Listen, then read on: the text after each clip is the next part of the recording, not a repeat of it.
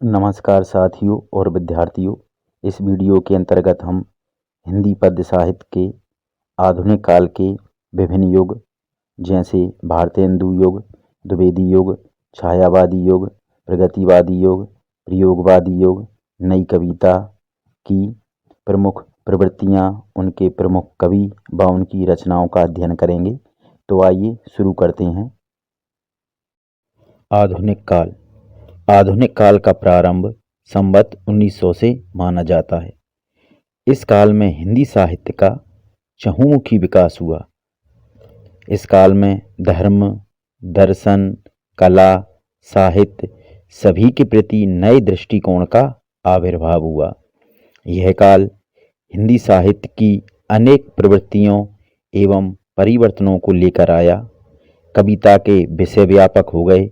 इस काल में गद्य साहित्य का चहुमुखी विकास हुआ, इसलिए इस काल को गद्य काल के नाम से भी पुकारा जाता है। आधुनिक काल का समय वह समय है जब देश में अंग्रेजों का साम्राज्य स्थापित हो गया था। ईसाई मिशनरी देश में आने लगे थे, अपने धर्म का प्रचार कर रहे थे। विदेशी संस्कृति सभ्यता से भारतीयों का परिचय हो गया था, तो यह काफ़ी परिवर्तन का समय था। आधुनिक काल के विभिन्न युग। आधुनिक हिंदी कविता के विकास क्रम को अनेक विद्वानों ने अनेक प्रकार से वर्गीकृत किया है, किंतु सर्वमान्य रूप से इसे निम्न भागों में बांटा जा सकता है। पहला युग भारतेंदु युग। इसकी अवधि सन 1850 से 1900 तक है। कुछ विद्वान इसे 1843, 1857, 1869 से भी प्रारंभ होना मानते हैं। अगला युग है द्विवेदी युग। इसकी समय सीमाएं सन 1900 से 1920 तक, लेकिन कुछ विद्वान इसे सन 1918 तक भी मानते हैं। अगला युग है छायावाद। इसकी समय सीमाएं सन 1920 से 1936 तक, लेकिन कुछ विद्वान इसे सन 1918 से प्रारंभ होना भी मानते हैं। छायावाद के युग के समकक्षी रहस्यवाद का युग भी चला। अगला युग है प्रगतिवादी युग। इसकी समय सीमा है सन 1936 से 1943 तक। अगला युग है प्रयोगवादी युग। इसकी समय सीमा है सन 1943 से 1950 तक, लेकिन कुछ विद्वान इसकी समय सीमा सन 1951, सन 1953 और सन 1954 तक भी मानते हैं। अगला युग है नई कविता। इसकी समय सीमा है सन 1950 से, लेकिन कुछ विद्वान इसकी समय सीमा या इसका आरंभ सन 1951, सन 1953 या सन 1954 से भी मानते हैं। इसी प्रकार सन 1960 के बाद की कविता को साठोत्तरी कविता और समकालीन कविता के नाम से जाना जाता है। पहला युग है भारतेंदु युग। इस युग को हिंदी साहित्य का प्रवेश द्वार या हिंदी का प्रारंभिक युग माना जाता है। यह नवजागरण युग है। इस युग के प्रवर्तक भारतेंदु हरिश्चंद्र हैं। उन्हीं के नाम पर इस युग का नाम भारतेंदु युग पड़ा, और यह पहला युग है जिसका नामकरण किसी कवि के या किसी रचनाकार के नाम पर हुआ है। इसकी प्रमुख प्रवृत्तियाँ: पहली, राष्ट्रीयता की भावना या राष्ट्र प्रेम। इस समय अंग्रेजों का दौर चल रहा था, तो लोगों में देशभक्ति की भावना जगाने के लिए इस युग के कवि राष्ट्रीय प्रेम से ओतप्रोत, देशभक्ति से ओतप्रोत कविताएं लिखते थे। दूसरी विशेषता है सामाजिक चेतना का विकास।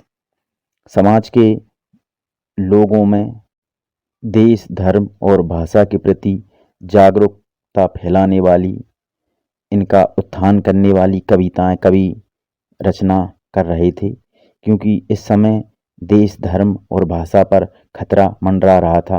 अंग्रेजी शिक्षा का बोलबाला होना शुरू हो गया था, तो हिंदी पर खतरा मंडरा रहा था। ईसाई मिशनरी अपने धर्म का प्रचार प्रसार कर रहे थे, तो हिंदुओं को लगा, कुछ लोगों को लगा कि हिंदू धर्म पर खतरा मंडरा रहा है, तो उसके प्रति, और समाज कई वर्गों में बटा था। छुआछूत, अंधविश्वास जैसी कुरीतियाँ समाज में थीं, तो इनको दूर करने के लिए भी, सामाजिक चेतना फैलाने के लिए, सामाजिक चेतना का विकास करने के लिए कवि अपनी रचनाएं करते थे। अगली प्रवृत्ति है अंग्रेजी शिक्षा का विरोध। उसके बाद है विदेशी शासन व सामाजिक अंधविश्वासों पर व्यंग्य किए गए।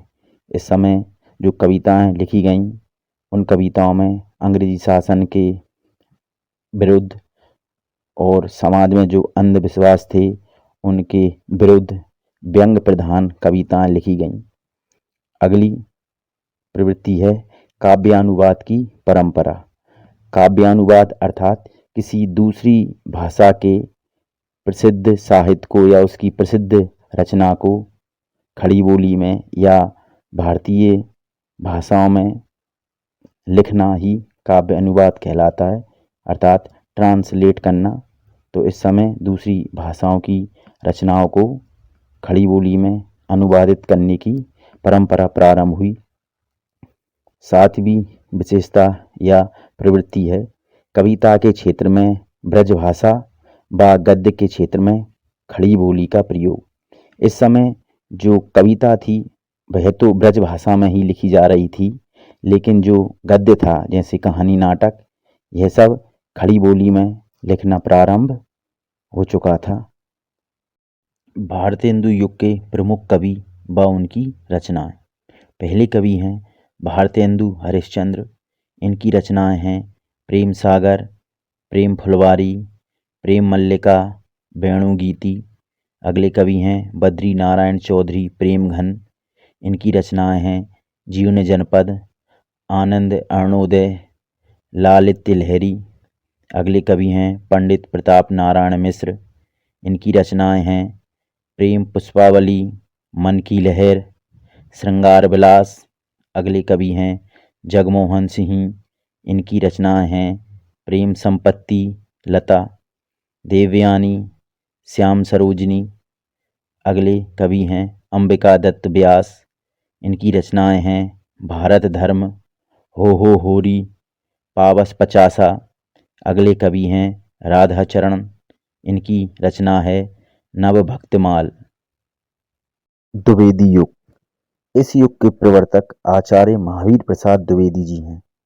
इस युग में खड़ी बोली कविता की भाषा के रूप में प्रतिष्ठित हुई। भारतेंदु युग में गद्य ही अकेला खड़ी बोली में लिखा जाता था, जबकि पद्य या कविता ब्रजभाषा में लिखी जाती थी। किंतु द्विवेदी युग में खड़ी बोली में गद्य और पद्य दोनों रचनाएं होने लगी। यह इस युग की विशेषता है। द्विवेदी युग की प्रमुख प्रवृत्तियां: देशभक्ति की भावना। भारतेंदु युग की तरह इस युग में भी देशभक्ति की भावना को लेकर कविताएं लिखी गईं। देशभक्ति की भावना इस युग में और प्रगाढ़ हो गई। अगली विशेषता खड़ी बोली का प्रतिनिष्ठित रूप।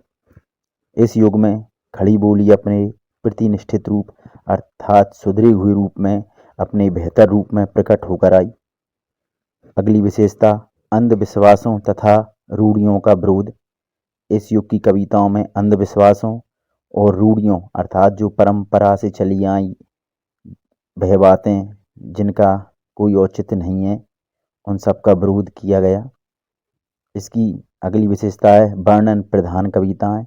इस युग में जो कविताएं लिखी जाती थीं उनमें वर्णन ज़्यादा होता था, उपदेशात्मकता ज़्यादा होती थी। अगली विशेषता है मानव मात्र के प्रति प्रेम की भावना। इस युग की कविताओं में मनुष्यों के प्रति प्रेम की भावना भी प्रकट हुई है।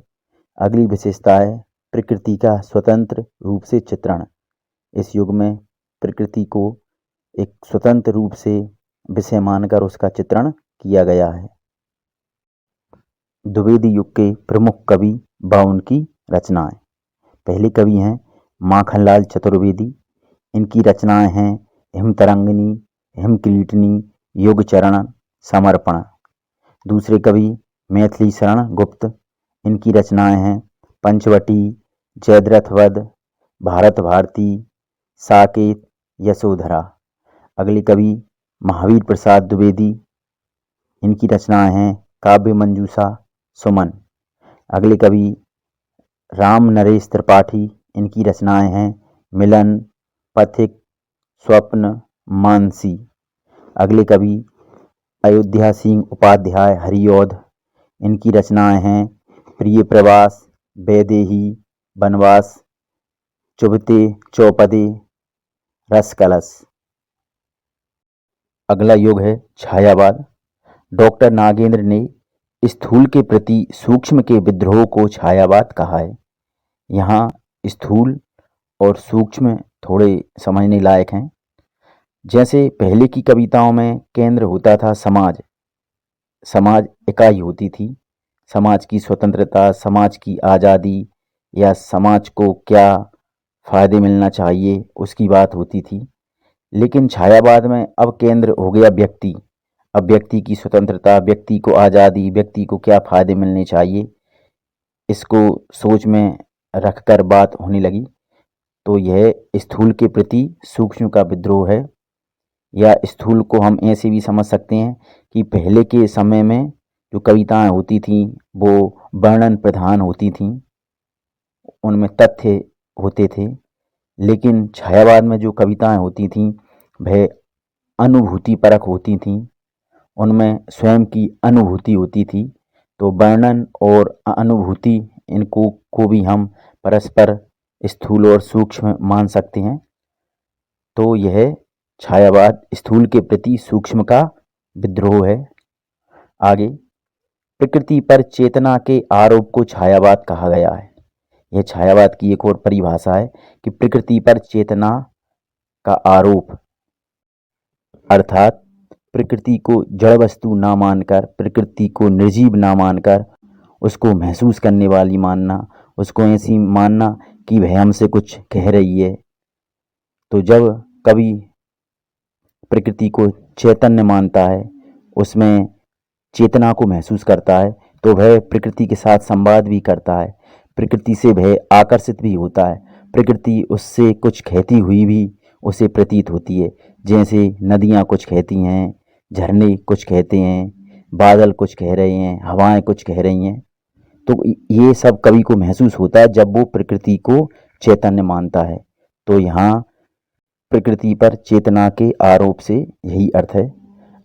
आगे छायावाद के प्रवर्तक जयशंकर प्रसाद माने जाते हैं। छायावाद में व्यक्तिगत भावना प्रबल है, जबकि प्रगतिवाद में सामाजिक भावना प्रबल है। अर्थात छायावाद में व्यक्ति की भावनाओं को केंद्र में रखा गया है, जबकि प्रगतिवाद में समाज को केंद्र में रखा गया है, समाज के हित को केंद्र में रखा गया है। आगे छायावाद के प्रतिनिधि कवि जयशंकर प्रसाद हैं। छायावाद के 4 प्रमुख कवि या आधार स्तंभ कवि हैं। पहले जयशंकर प्रसाद, दूसरे सूर्यकांत त्रिपाठी निराला, तीसरी महादेवी वर्मा, चौथे सुमित्रानंदन पंत। इन चारों कवियों को छायावाद का आधार स्तंभ कहा गया है। छायावादी कवियों में निराला ने सबसे पहले मुक्तक छंद का प्रयोग किया है। मुक्तक छंद अर्थात जिसमें मात्राओं और वर्णों की गिनती नहीं होती, जो मात्रा और वर्ण की गिनती से मुक्त होता है उसे मुक्तक छंद कहते हैं। तो निराला ने सबसे पहले मुक्तक छंद का प्रयोग किया है। छायावाद की विशेषताएं या प्रवृत्तियां। पहली विशेषता व्यक्तिवादी प्रधानता। व्यक्तिवादी प्रधानता अर्थात व्यक्ति को केंद्र में रखकर, व्यक्ति की भावनाओं को, व्यक्ति की अनुभूतियों को केंद्र में रखकर जो कविताएं लिखी जाती हैं वह व्यक्तिवादी प्रधानता वाली कविताएं कहलाती हैं। इससे पहले समाज को केंद्र में रखकर कविताएं लिखी जाती थीं, इसमें व्यक्ति को केंद्र में रखकर कविताएं लिखी जा रही हैं। अज्ञात सत्ता से प्रेम। यहाँ अज्ञात सत्ता से प्रेम का आशय आध्यात्मिकता से भी लिया जा सकता है। अज्ञात सत्ता वह है जिसकी वजह से दिन निकलता है, शाम होती है, तारे टिमटिमाते हैं, उनको रोशनी कौन देता है? जुगनू टिमटिमाते हैं, उनको रोशनी कौन देता है? प्रकृति में जो सुंदरता है, उस सुंदरता के पीछे कारण क्या है? यह कारण को जानना, उसके प्रति आकर्षित रहना ही क्या है? अज्ञात सत्ता से प्रेम है। अर्थात आध्यात्मिकता की बात यहाँ पर की जा रही है। तो अज्ञात सत्ता से प्रेम छायावाद की प्रमुख विशेषता है। अगली विशेषता है अलंकारों की प्रधानता। तो इस समय की कविताओं में हमें मुख्य रूप से अलंकार देखने को मिलते हैं। अगली विशेषता है प्रकृति का मानवीकरण। अर्थात प्रकृति की जो घटनाएं होती हैं, उन घटनाओं को मानवीय घटनाओं जैसा समझना। जैसे इंसान रोता है और इंसान ही हंसता है, लेकिन अगर कहीं बरसात हो रही है और कभी कोई कविता लिख रहा है, दुख भरी कविता लिख रहा है, तो वह यह लिख दे कि प्रकृति भी मेरे साथ रो रही है, जबकि रोना इंसान का काम है, लेकिन वह रोने का काम किसके ऊपर थोप रहा है? प्रकृति के ऊपर। तो यह प्रकृति का मानवीकरण हुआ। जैसे अगर मान लो कि हवा चल रही है और धरती की जो घास है, अगर वह हवा चलने से खड़ी हो जाती है, तो कवि कहने लगता है कि प्रकृति रोमांचित हो रही है, वह अपने रोम रूपी घास के तिनकों को उठा रही है। जैसे जब इंसान रोमांचित होता है तो उसके रोम खड़े हो जाते हैं, वैसे ही वह रोम खड़े होने की मानवीय घटना को प्रकृति पर थोप रहा है। प्रकृति से भी वह रोम उठाकर रोमांचित होने की कल्पना कर रहा है। तो यह प्रकृति का मानवीकरण हुआ। अगली विशेषता है कल्पना की प्रधानता। इस युग की कविताओं में अनुभूति के साथ साथ कल्पना का भी प्रयोग किया गया है। अगली विशेषता है वेदना व करुणा की प्रधानता। वेदना अर्थात दुख, तकलीफ, करुणा अर्थात दया आदि। तो इन भावनाओं की प्रधानता भी है इस समय की कविताओं में। अगली विशेषता है प्रकृति चित्रण। प्रकृति का मानवीकरण व उसके सौंदर्य का सूक्ष्म चित्रण किया गया है। इस समय की कविताओं में प्राकृतिक दृश्यों का, प्रकृति की सुंदरता का सूक्ष्म चित्रण किया गया है। अगली विशेषता है सौंदर्य अनुभूति। यहाँ सौंदर्य का अभिप्राय आंतरिक सौंदर्य से है। अर्थात आँखों से हमें जो सौंदर्य दिखता है, उस सौंदर्य से हटकर यहाँ आंतरिक सौंदर्य की बात की जा रही है। तो यहाँ सौंदर्य अनुभूति पर भी कविताएं लिखी गई हैं। अगली विशेषता है श्रृंगार की भावना। यहाँ श्रृंगार अतीन्द्रिय सूक्ष्म श्रृंगार है, अर्थात इंद्रियों से परे श्रृंगार की बात की जा रही है। यहाँ श्रृंगार भोग की वस्तु ना होकर वह कौतूहल या जिज्ञासा का विषय है। अर्थात यहाँ श्रृंगार भोगा जाने वाला ना होकर केवल कौतूहल या जिज्ञासा जगाने वाला श्रृंगार है। छायावाद के प्रमुख कवि व उनकी रचनाएं। पहले कवि हैं जयशंकर प्रसाद। इनकी रचनाएं हैं कामायनी, लहर, आंसू, झरना। कामायनी इनका महाकाव्य है। अगले कवि हैं सूर्यकांत त्रिपाठी निराला। इनकी रचनाएं हैं परिमल, राम की शक्ति पूजा, गीतिका, अनामिका, तुलसीदास। अगले कवि हैं सुमित्रानंदन पंत। इनकी रचनाएं हैं वीणा, पल्लव, गुंजन, ग्रंथि, उच्छ्वास। अगली हैं कवित्री महादेवी वर्मा। इनकी रचनाएं हैं रश्मि, निहार, नीरजा, यामा, सांध्य गीत। अगले कवि हैं राम कुमार वर्मा। इनकी रचनाएं हैं निशीथ, चित्ररेखा, आकाशगंगा। अगला युग है प्रगतिवादी युग।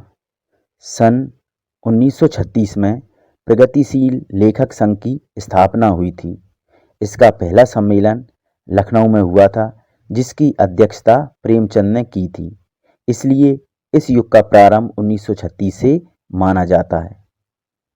यह काव्यधारा कला की अपेक्षा जीवन को, व्यक्ति की अपेक्षा समाज को और स्वानुभूति की अपेक्षा सर्वानुभूति को प्रधानता देती है।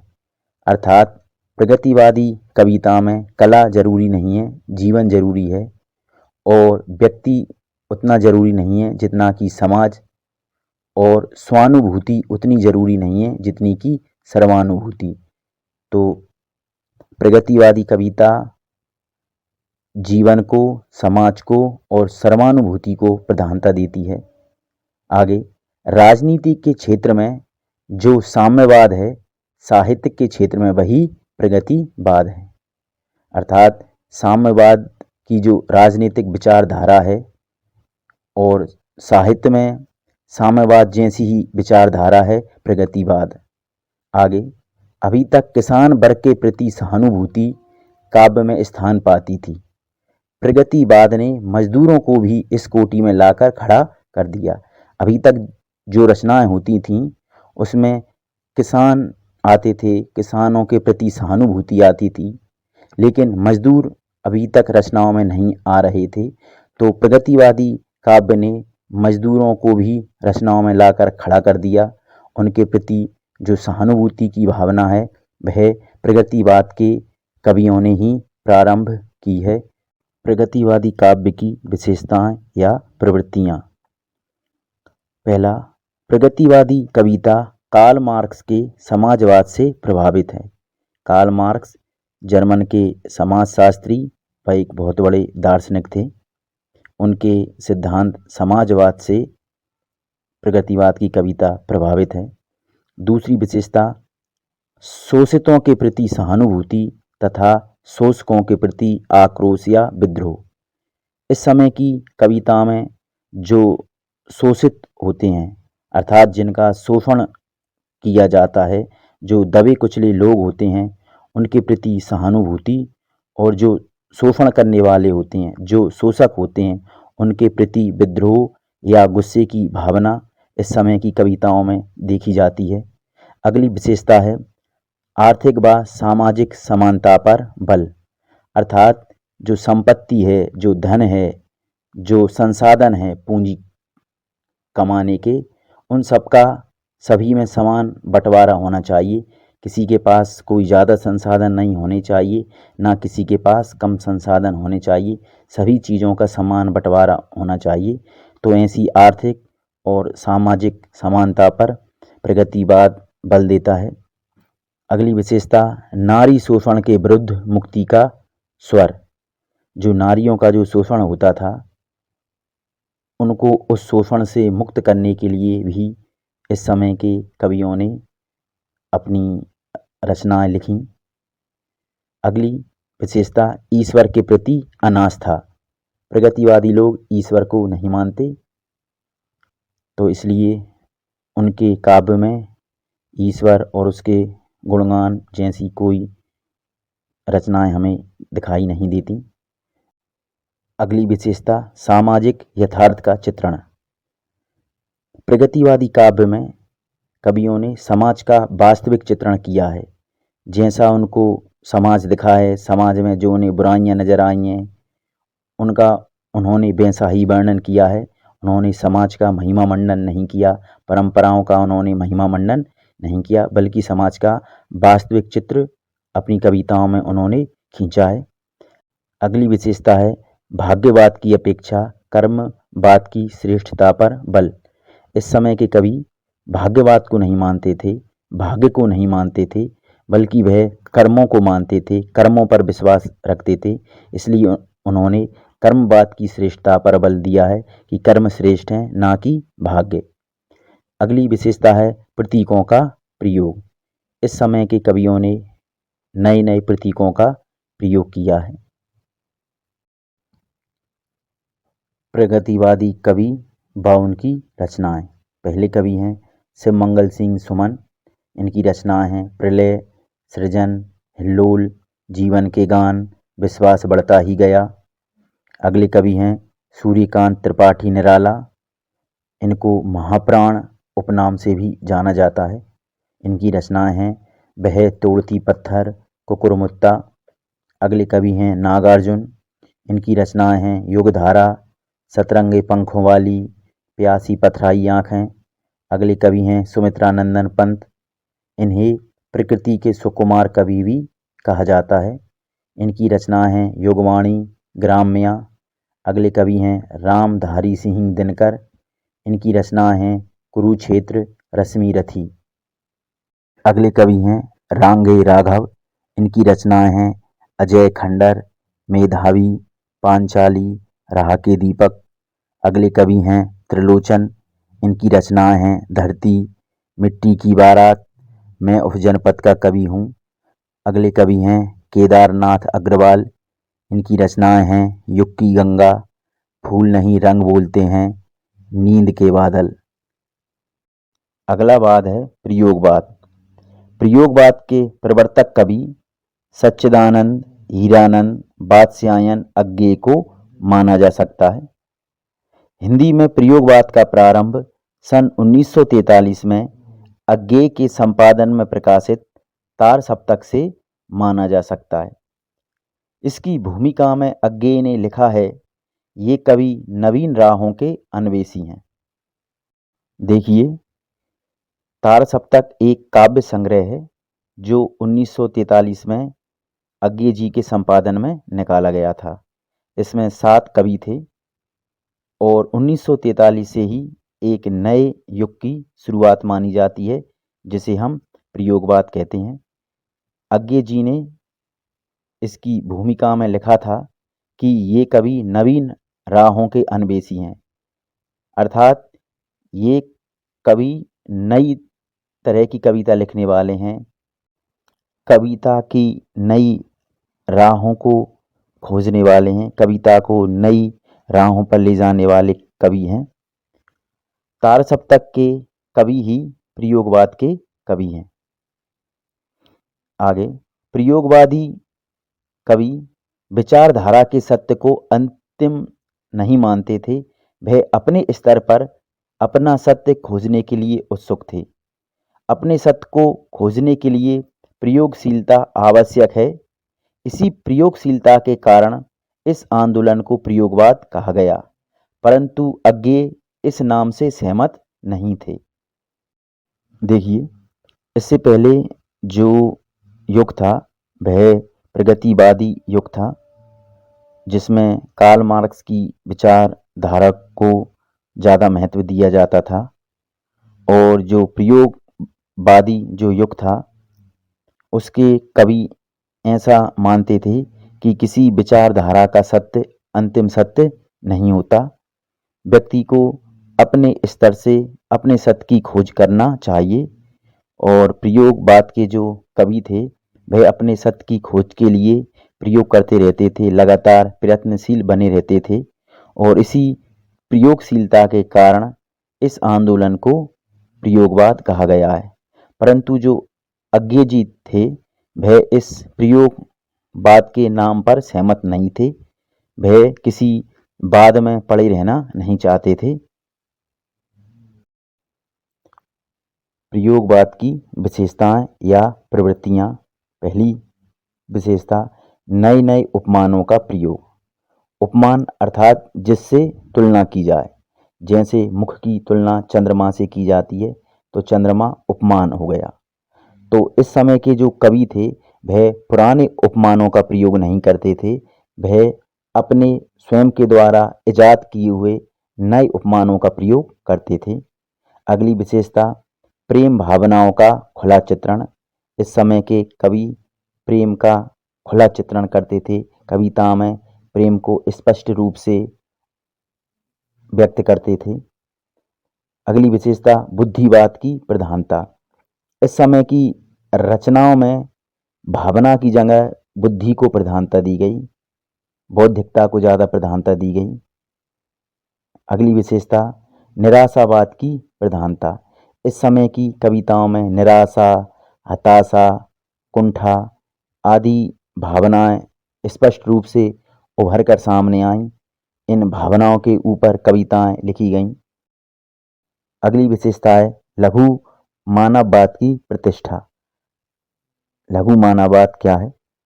कविता में मानव से जुड़ी प्रत्येक वस्तु को प्रतिष्ठा प्रदान करना व उसे कविता का विषय बनाया जाना, इसे हम लघु मानववाद कह सकते हैं।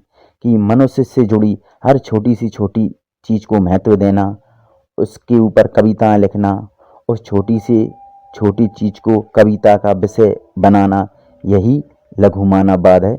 तो इस समय की कविताओं में मनुष्य से जुड़ी हर छोटी से छोटी चीज़ के ऊपर कविताएं लिखी जा रही थीं। अगली विशेषता है अहम की प्रधानता, अर्थात मैं, मेरा, मेरी, अर्थात इस समय की कविता में स्वयं को केंद्र में रखकर, स्वयं के मैं को केंद्र में रखकर कविताएं लिखी गईं। अगली विशेषता है मुक्त छंदों का प्रयोग, और अगली विशेषता है व्यंग की प्रधानता। तो इस समय की कविताओं में हमें व्यंग भी देखने को मिलता है। प्रयोगवाद के प्रमुख कवि या प्रवक्ता व उनकी रचनाएं। सबसे पहले कवि हैं अज्ञेय। इनकी रचनाएं हैं हरी घास पर क्षण भर, इत्यलम, इंद्रधनुष, ये रौंदे हुए। अगले कवि हैं गजानन माधव मुक्तिबोध। इनकी रचनाएं हैं चांद का मुंह टेढ़ा, भूरी भूरी खाक धूल। अगले कवि हैं भारत भूषण अग्रवाल। इनकी रचनाएं हैं ओ अप्रस्तुत मन। अगले कवि हैं गिरजा कुमार माथुर। इनकी रचनाएं हैं धूप के धान, शिला पंख चमकीले, नाश और निर्माण। अगले कवि हैं धर्मवीर भारती। इनकी रचनाएं हैं अंधा युग, कनुप्रिया, ठंडा लोहा। अगले कवि हैं नरेश मेहता। इनकी रचनाएं हैं संशय की रात, बनपांखी सुनो। अगला युग है नई कविता।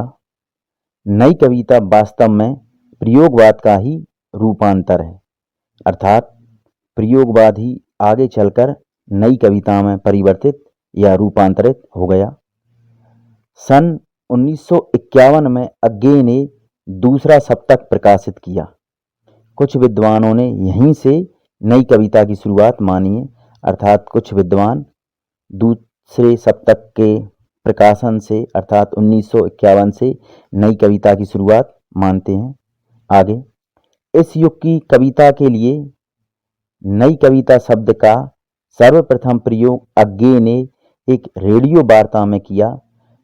तो कुछ विद्वान 1953 से नई कविता की शुरुआत मानते हैं। क्यों? क्योंकि नई कविता जो शब्द है वह सबसे पहले अज्ञेय ने प्रयोग में लाया है, और उन्होंने इस शब्द का प्रयोग एक रेडियो वार्ता में किया था, और उनकी इस वार्ता को सन 1953 में नए पत्ते के अंक में छापा गया था। तो कुछ विद्वान 1953 से नई कविता की शुरुआत मानते हैं। जहाँ तक नाम की बात है तो सन 1954 में इलाहाबाद से प्रकाशित होने वाली जगदीश गुप्त की पत्रिका नई कविता से यह नाम हिंदी में पूरी तरह रूढ़ हो गया। तो सन 1954 में एक पत्रिका प्रकाशित हुई थी नई कविता, और उसके बाद से इस समय की कविताओं के लिए नई कविता शब्द का प्रयोग किया जाने लगा। सन 1954 से पहले सन 1947 के आसपास से नई कविता की रचना होती रही, अर्थात जो नई कविता है वह 1947 के आसपास से नई कविताएं लिखी जाने लगी थीं। लेकिन अलग अलग विद्वान नई कविता की शुरुआत अलग अलग समय से मानते हैं। प्रयोगवाद के कवि नई कविता के कवि भी हैं, क्योंकि प्रयोगवाद ही आगे चलकर नई कविता में रूपांतरित हुआ। तो जो प्रयोगवाद के कवि हैं वो ही नई कविता के भी कवि हैं। नई कविता की विशेषताएं या प्रवृत्तियां। पहली विशेषता अनुभव प्रधान रचनाएं। इस समय जो रचनाएं लिखी गईं वह अनुभव को केंद्र में रखकर लिखी गईं, क्योंकि इससे पहले जो कविताएं लिखी गईं उनमें कल्पना भी होती थी, उनमें वर्णन भी होता था। तो इस समय की कविताओं में अनुभव को महत्व देकर कविताएं लिखी गईं। अगली विशेषता है क्षण का महत्व। जीवन की एक एक अनुभूति को कविता में स्थान दिया गया। क्षण का महत्व अर्थात जीवन बहुत महत्वपूर्ण है और इसका एक एक क्षण बहुत कीमती है, तो उस एक एक क्षण के ऊपर भी कविताएं लिखी गईं। जीवन की एक एक अनुभूति के ऊपर कविताएं लिखी गईं। अगली विशेषता है शिल्पगत नवीनता। नए भावों को नए शिल्पों में प्रस्तुत किया गया। इस समय के कवि नई भावनाओं के ऊपर, नए भावों के ऊपर, नए शिल्प में नए तरीके से कविताएं लिख रहे थे। अगली विशेषता खड़ी बोली में रचनाएं अधिक की गईं। अगली विशेषता लघु मानववाद की प्रतिष्ठा, अर्थात मानव के जीवन से जुड़ी छोटी छोटी चीज़ों के ऊपर कविताओं को लिखा गया। कुंठा, संतरास, मृत्युबोध का मनोवैज्ञानिक चित्रण किया गया।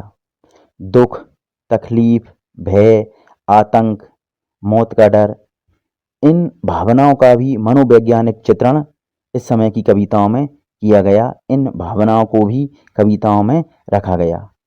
अगली विशेषता है नूतन बिंबों की खोज। बिंब अर्थात जब हम कविता पढ़ते हैं तो कविता को पढ़ते समय हमारे सामने कुछ चित्र घूमने लगते हैं। इन चित्रों को ही बिंब कहते हैं। तो इस समय की कविताओं में, कविताओं को पढ़ते समय नए नए बिंब आंखों के सामने आते थे। तो इस समय के कवियों ने नए नए बिंबों की खोज की और उनको अपनी कविता में स्थान दिया। नई कविता के प्रमुख कवि व उनकी रचनाएं। पहले कवि हैं रघुवीर सहाय। इनकी रचनाएं हैं हंसो हंसो जल्दी हंसो, आत्महत्या के विरुद्ध। अगले कवि हैं गिरजा कुमार माथुर। इनकी रचनाएं हैं धूप के धान, शिलापंख चमकीले, नाश और निर्माण। अगले कवि हैं भवानी प्रसाद मिश्र। इनकी रचनाएं हैं सन्नाटा, गीत फरोश, चकित है दुख। अगले कवि हैं कुंवर नारायण। इनकी रचनाएं हैं चक्रव्यूह, आमने सामने, कोई दूसरा नहीं। अगले कवि हैं शमशेर बहादुर। इनकी रचनाएं हैं काल तुझसे होड़ है मेरी, इतने पास अपने, बात बोलेगी हम नहीं। अगले कवि हैं जगदीश गुप्ता। इनकी रचनाएं हैं नाप के पाँव, शब्ददंश, बोधि वृक्ष, शंबूक। अगले कवि हैं दुष्यंत कुमार। इनकी रचनाएं हैं सूर्य का स्वागत, आवाज़ों के घेरे, साय में धूप। अगले कवि हैं श्रीकांत वर्मा। इनकी रचनाएं हैं दिनारंभ, भटका मेघ, माया दर्पण, मगध। इस तरह हिंदी पद्य साहित्य के इतिहास को हमने 5 वीडियोस के माध्यम से पूरा पढ़ लिया है, उनका संक्षिप्त अध्ययन कर लिया है। वीडियो में अब तक बने रहने के लिए आप सभी का धन्यवाद। जय हिंद।